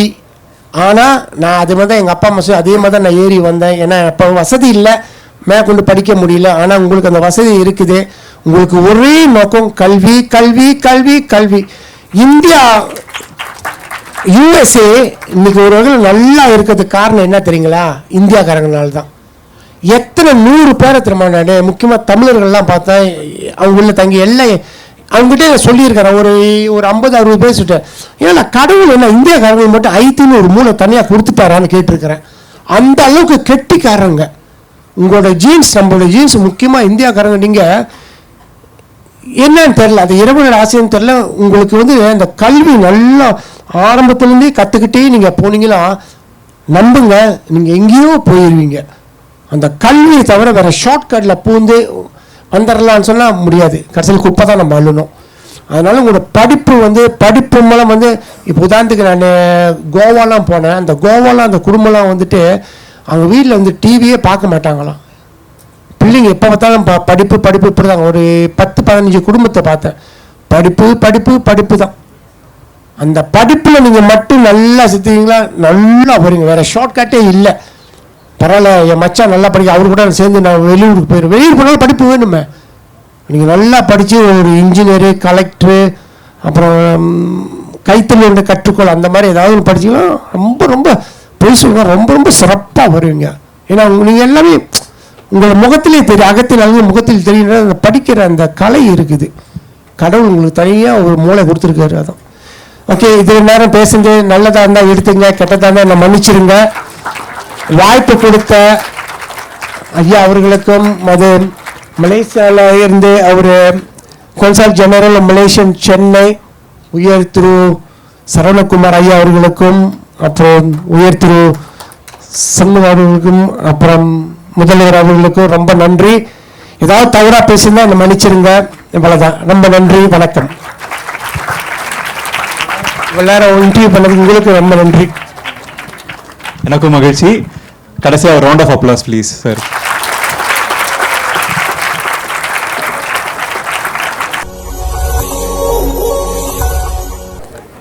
That was a wonderful and thought-provoking session. It truly opened our eyes to challenges of global warming and inspiring both students and faculties to take responsibility for protecting our environment. Let us give a big hand on this wonderful session.